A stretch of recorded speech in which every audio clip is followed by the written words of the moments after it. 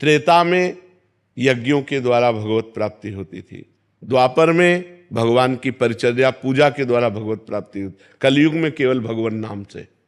इतना मलिन युग है, इसमें इतनी मलिनता छाई हुई है कि आप ध्यान क्या करोगे? आंख मूंद के देखो, मन चंचल है, इधर उधर भाग रहा है, अंधेरा छा रहा है, तो क्या ध्यान करें? राधा राधा राधा राधा, नाम जप करो, नाम जप से कलयुग केवल नाम आधारा, सुमिर सुमिर नर उतरहि पारा, केवल भगवान नाम से कल्याण होगा। इसलिए खूब नाम जप करो, और फिर देखो ध्यान लगता है कि नहीं, फिर देखो शांति आती है कि नहीं। सिर्फ भगवान नाम, ये हम इसलिए कह रहे हैं, पूरे जीवन का अनुभव करके कह रहे हैं, हमारा कोई और कार्य नहीं रहा, बचपन से लेकर अभी तक केवल भगवान ही कार्य रहे हैं। तो उसका अनुभव करके, हर साधनों को देख करके तब बोल रहे हैं कि सबका मंगल इसी से होगा। बस राधा राधा राधा राधा, जितना नाम जप करोगे उतना ही आपके पाप नष्ट होंगे, उतना ही आपकी बुद्धि और मन पवित्र होगा, उतना ही आपको आनंद मिलेगा, और भगवत प्राप्ति बिल्कुल संशय नहीं। अभी राधा बोला प्राण निकल जाए, अभी श्री जी मिल जाएंगे। जब पुत्र के बहाने नारायण बोला तो भगवत प्राप्ति हो गई, और हम जानबूझकर नारायण नारायण बोलेंगे, राम राम बोलेंगे, राधा राधा बोलेंगे, तो हमको भगवत प्राप्ति नहीं हो जाएगी। इसलिए खूब नाम जप करो। पूजा कटारिया जी यूएसए से। राधे राधे महाराज जी।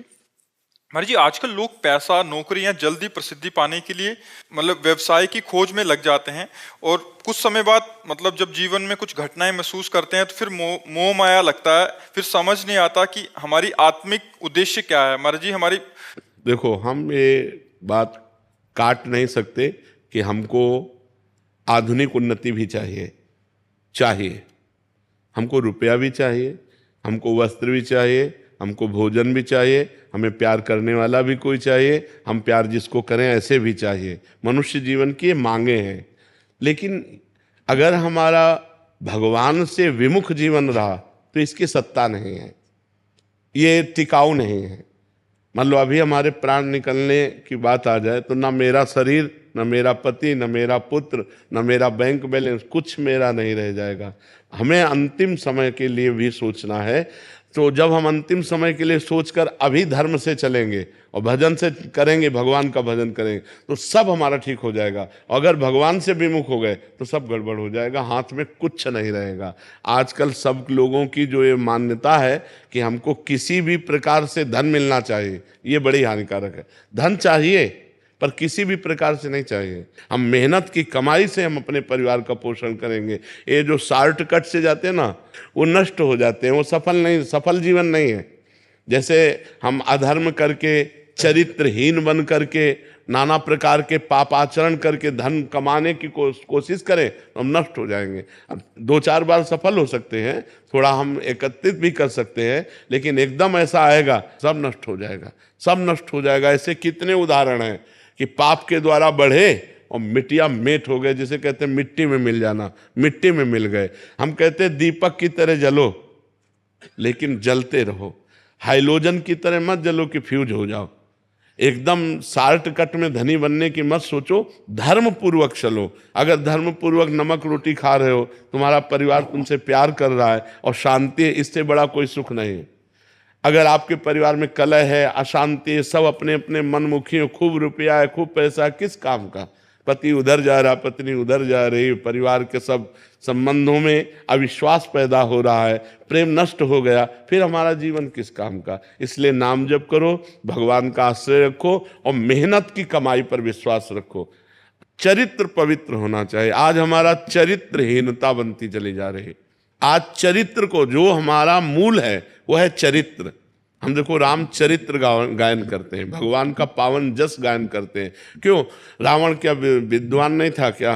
रावण क्या उत्तम कुल ब्राह्मण में नहीं जन्मा था? समझो, उत्तम कुल पुलस्त करनाती, लेकिन वो चरित्रहीन था, इसलिए उसे राक्षस कहा गया।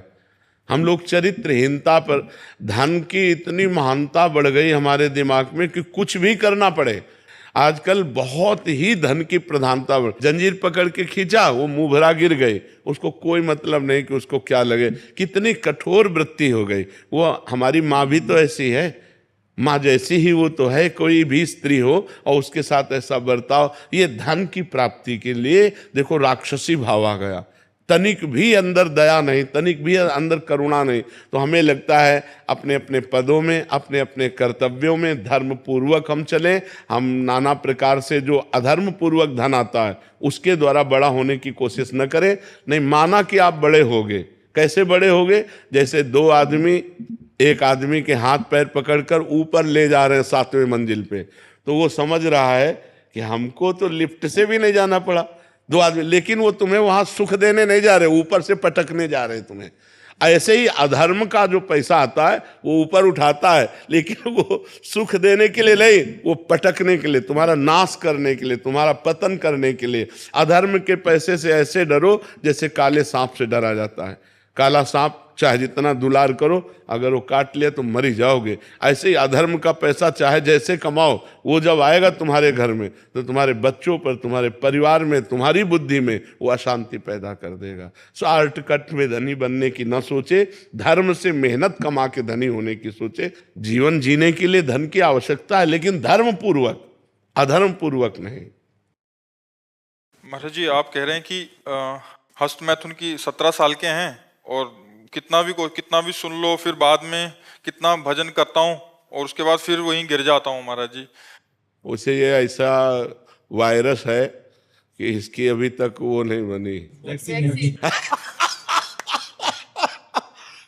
वैक्सीन इस वायरस की बहुत खतरनाक वायरस है। और ये मतलब जिसके लग गया, तो आप तो अभी 17 वर्ष के हो, आपको याद होगा हितधाम में 70 वर्ष के थे वो, 70 वर्ष के बूढ़े थे, और उन्होंने खड़े होकर के सभा में कहा था कि हमारी आदत ऐसी है, मैं आज तक छुटकारा नहीं पाया। अगर इसको आप हठ पूर्वक रोक पाओ तो रोक सकते हो, अन्यथा नहीं रोक सकते।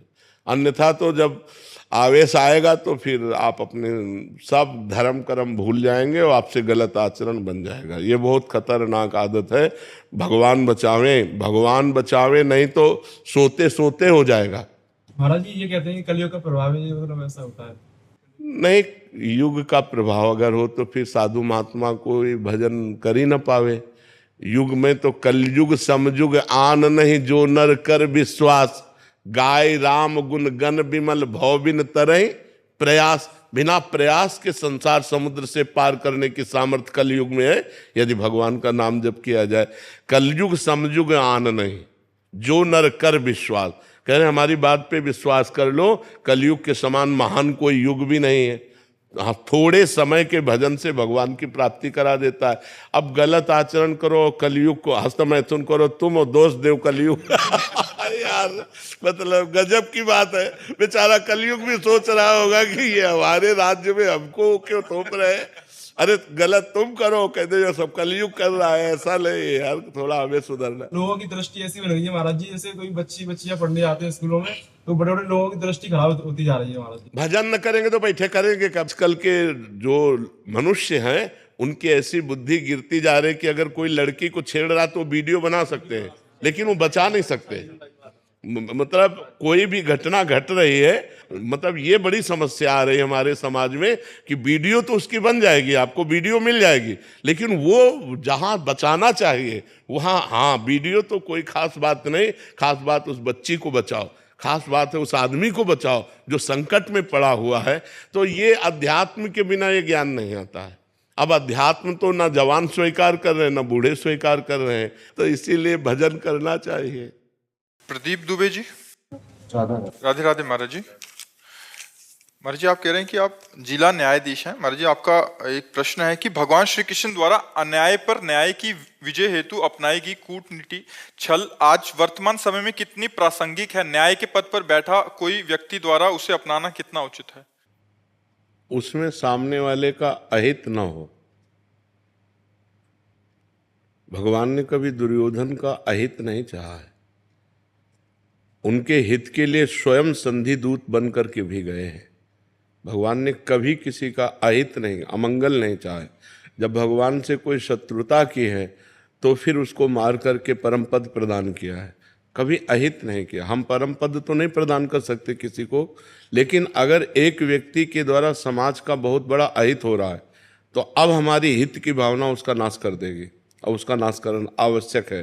जैसे हमारे किसी अंग में कैंसर हो जाए तो अब पूरे शरीर का नाश हो जाएगा, तो ये हित है, दिखाई दे रहा है कि अहित हो रहा है, लेकिन ये हित है कि हम उस अंग को कटवा दें, नहीं तो पूरे शरीर का नाश हो जाएगा।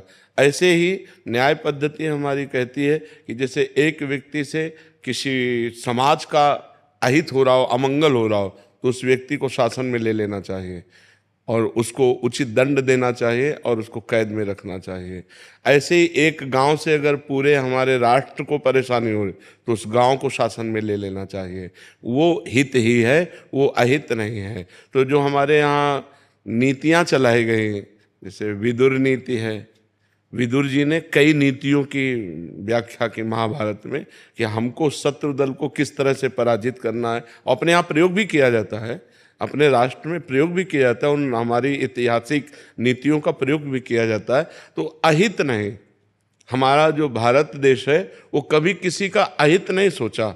हम अपनी तरफ से आपका अहित नहीं करेंगे। हमारे यहाँ नीतियों में सबसे प्रधानता हित नीति रही है कि सबका हित हो। परहित सरिस धर्म नहीं भाई, पर पीड़ा सम नहीं अगमाई। हम तुम्हें कष्ट नहीं देंगे, लेकिन आप हमको छेड़ोगे, हमारे समाज को छेड़ोगे, हमारे राष्ट्र को छेड़ोगे, तो फिर हम समर्थ हैं, हर तरह से आपको शासन में ले सकते हैं। ये हमारे देश की नीति रही, शुरू से नीति रही है। तो ये उचित है।